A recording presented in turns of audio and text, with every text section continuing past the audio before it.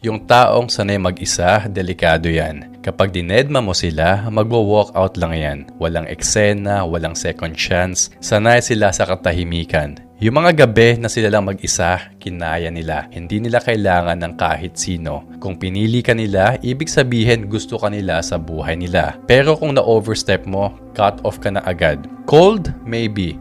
Pero ang totoo, may boundaries sila. At hindi sila natatakot gamitin yon.